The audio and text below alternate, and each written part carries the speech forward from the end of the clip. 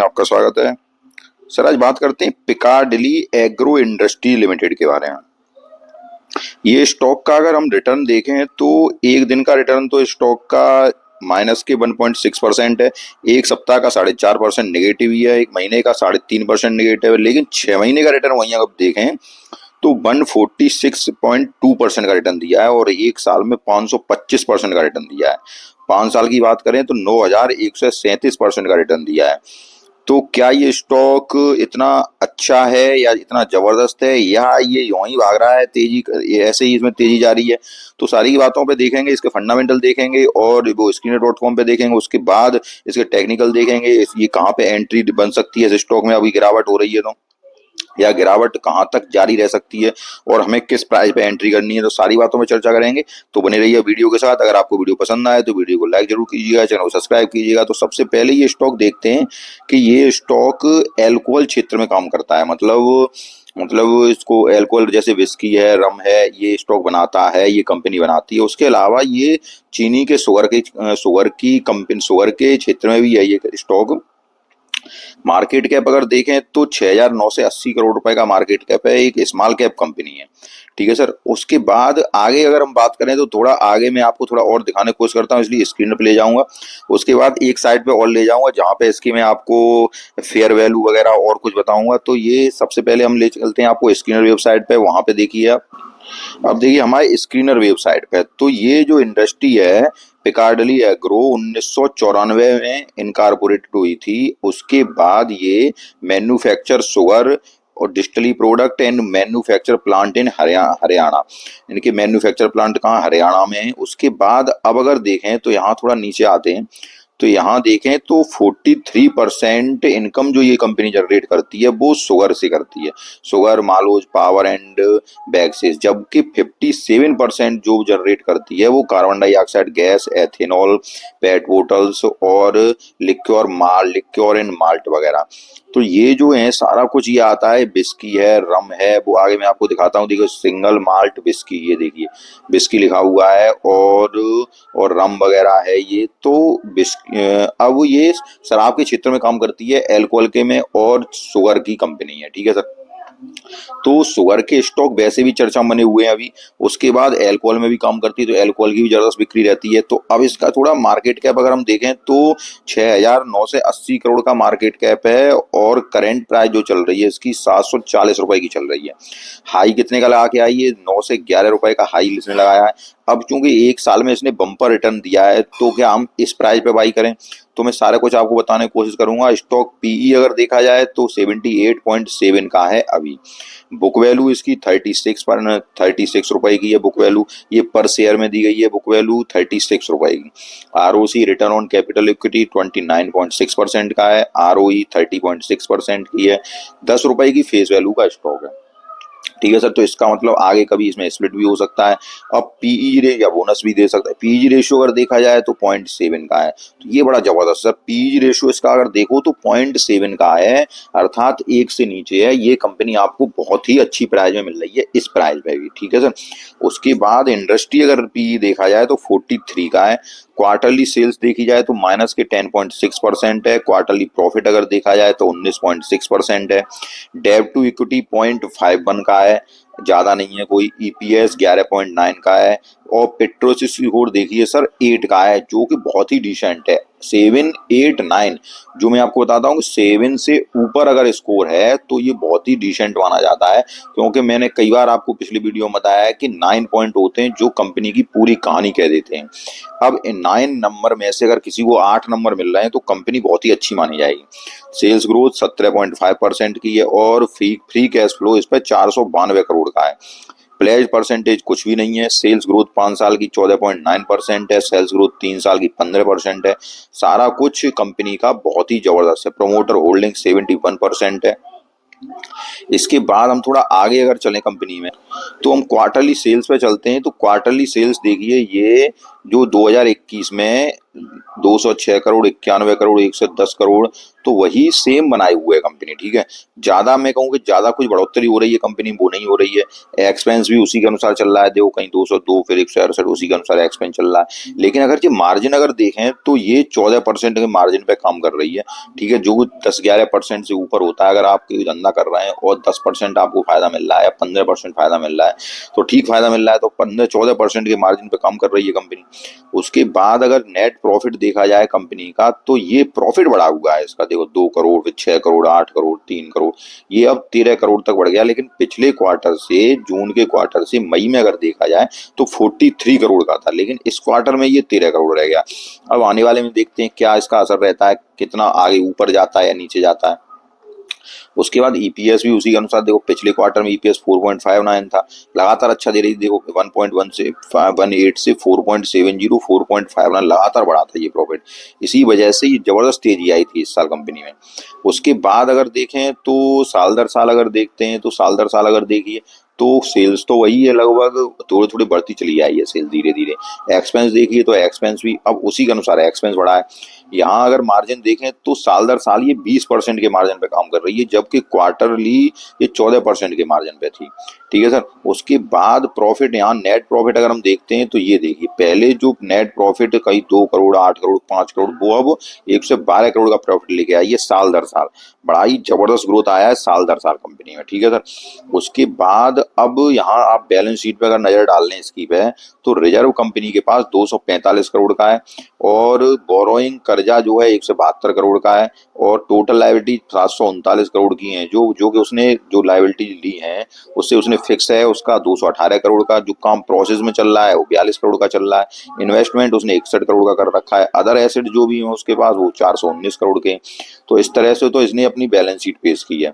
ठीक है सर, उसके बाद अगर हम रेशियो में अगर आते हैं तो रेशियो और देखना जरूरी है। तो रेशियो देखिए डेब्टर डेज को वो 67 दिनों में लेके आई है। आप लगातार मेरे अगर वीडियो देखते हो तो डेब्टर डेज, ये डेजों में बड़ा कंपनी का पूरा आपको आइडिया हो जाता है किस तरह कंपनी काम कर रही है, क्योंकि ये पूरी कहानी कह देते हैं कब तक देनदारों को पैसे दे पा रही है कंपनी, कब तक अपना वर्क प्रोसेस पूरा कर पा रही है, कब तक जो उसके पास सामान बन रहा है वो कितने दिनों में कंपनी उसको सेल कर पा रही है, और सेल करने के बाद उस पैसे को ले पा रही है वो अपने धंधे में लगा पा रही है।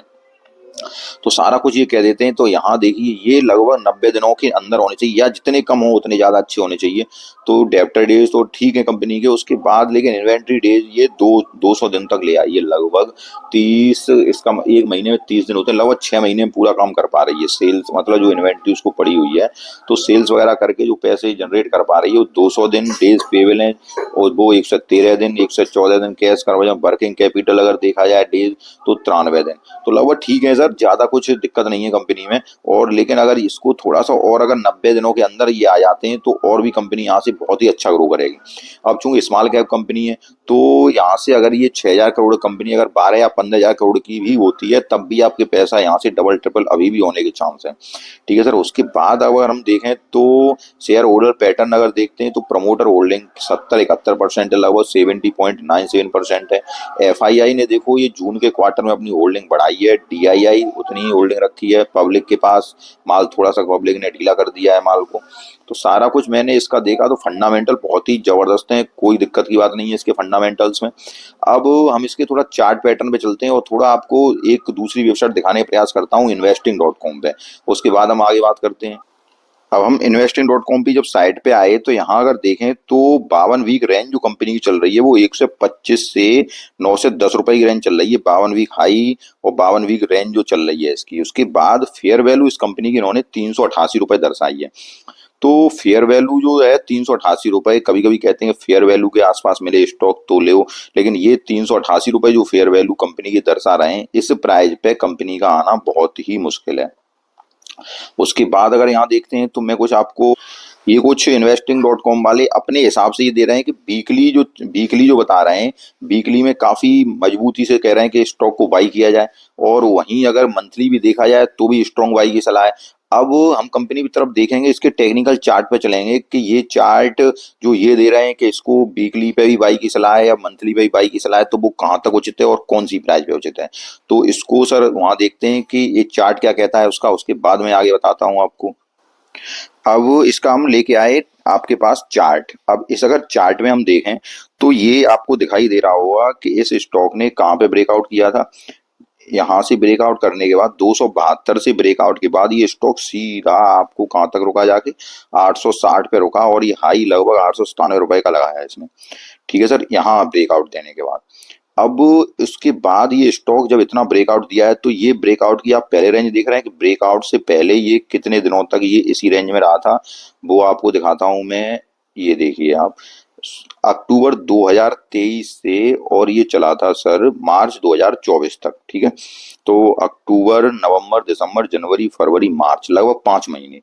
उसके बाद फिर ये स्टॉक देखिए यहाँ तक कहाँ तक गया ये स्टॉक, 845। ठीक है, उसके बाद फिर ये देखो अब 845 कब गया था ये, मई 2024 से अब ये कहाँ तक चल रहा है, फिर अक्टूबर सितंबर तक चल रहा है।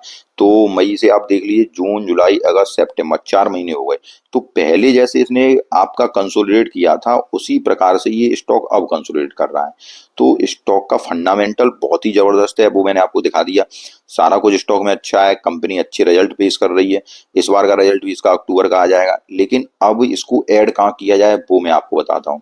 देखो सर, दो तरीका से ऐड होते हैं। अब आप मेरी किस बात से सहमत हो, अब हो सकता है आप मेरी इस बात से सहमत ना हो, क्योंकि मैं ये सोचता हूँ कि स्टॉक जैसे ये कंसोलिडेट कर रहा है तो पहली बात तो आपके दिमाग में ये चल रही होगी कि कंसोलिडेट कर रहा है, थोड़े थोड़े इसको स्टॉक को यहाँ से लेना शुरू कर दीजिए, वो भी तरीका अच्छा है।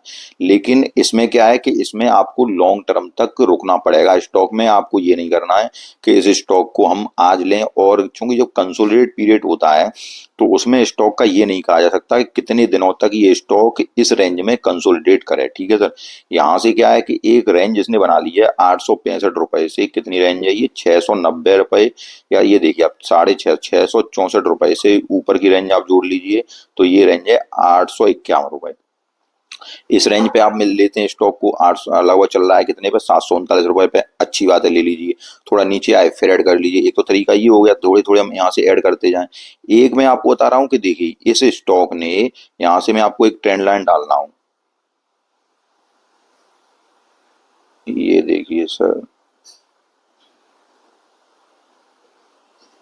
ये देखिए एक स्टॉक, ये एक जो ट्रेंड लाइन में चल रहा था, क्योंकि जब लगातार ऊपर की ओर जा रहा था तो एक ट्रेंड लाइन में चल रहा था। एक और मैं डाल के दिखाता हूँ आपको यहाँ से,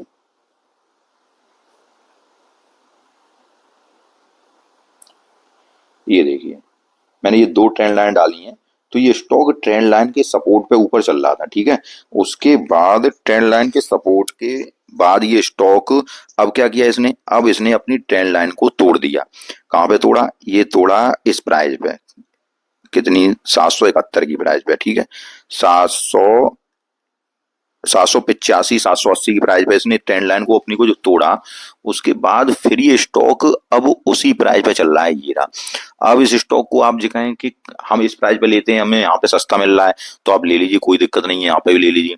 लेकिन उसके लिए आपको अपना ये तैयार रखना पड़ेगा कि हमें अगर ये स्टॉक थोड़ा सा और नीचे आता है, क्योंकि अगर इसका रिजल्ट जो आया, देखो सर कंपनी का रिजल्ट अभी तक तो कंपनी अच्छा प्रदर्शन कर रही है, इसमें कोई दो राय नहीं है। लेकिन अब कंपनी इस बार का रिजल्ट कैसा पेश करती है, यहाँ से अगर ये आप तैयार रखें कि इस बार का रिजल्ट बाई चांस खराब आ जाता है, वैसे तो अच्छी उम्मीद है अच्छा आना चाहिए, लेकिन अगर ये खराब आता है तो फिर ये स्टॉक थोड़ा सा फिर नीचे जाएगा, और वो नीचे लगभग आपको फिर ये स्टॉक कहाँ तक पहुंचेगा, 651 तक पहुंच सकता है।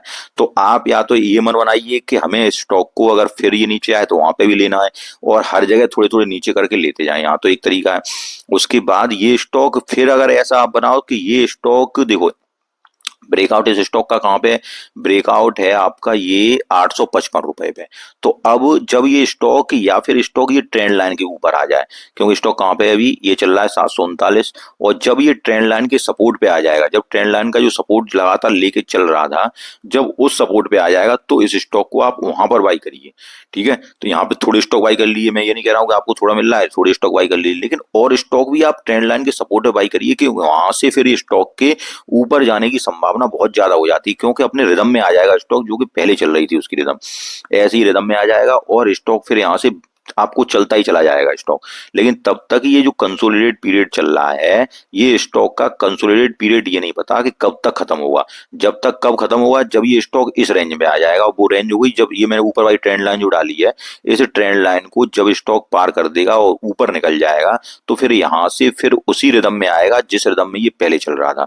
तो मैंने आपको दोनों बातें बताई हैं। ये भी बात मैंने बताई कि यहाँ पे भी आप थोड़े थोड़े आप अपने डिसाइड करिए कि आप किस तरह के इन्वेस्टर हैं। अगर आपको स्टॉक को नीचे आने पर डर नहीं लगता है, क्योंकि कुछ लोग होते हैं स्टॉक नीचे आ गया, सर स्टॉक की तो चाल है, नीचे आएगा ऊपर जाएगा, नीचे आएगा ऊपर जाएगा। अगर नीचे आने पर डर नहीं लगता है, आपको ऐड करने तो आप नीचे ऐड करते जाइए। हाँ, स्टॉक फंडामेंटली बढ़िया है, कोई दिक्कत की बात नहीं है। लेकिन अगर ऊपर जाता है तो वहां आप यहाँ पे ऐड करते हैं तो फिर आपको एक रिदम में स्टॉक मिलेगा, तो वहां पे बहुत जल्दी चलने के चांस होंगे। तो दोनों बात मैंने बताई आपको। जैसे आप अगर नीचे ऐड करना चाहते हैं तो यहाँ से ले लीजिए, नीचे तक लगातार ऐड करते रहिए। फिर एक प्राइस आपको ऊपर भी मिलेगी तो वहां पे भी कोई ऐड कर लेना, कोई दिक्कत नहीं, 861 की मिलेगी। तो वहां पे जब आप ऐड करेंगे स्टॉक को, तो फिर यहाँ से स्टॉक फिर ऊपर निकलता चला जाएगा सीधा स्टॉक, और आपको 1000 1500 तक की टारगेट आराम से दिखाएगा। लेकिन कब, आपको आपको होल्ड करना पड़ेगा स्टॉक। इसलिए स्टॉक आप जब तक होल्ड करेंगे, और बम्पर रिटर्न तभी मिलेगा जब आप स्टॉक को होल्ड करेंगे। बेहतरीन स्टॉक है, फंडामेंटल अच्छा है, कोई दिक्कत की बात नहीं है, बढ़िया स्टॉक है। आपको पसंद आया हो तो वीडियो लाइक कीजिए, चैनल सब्सक्राइब कीजिए। धन्यवाद।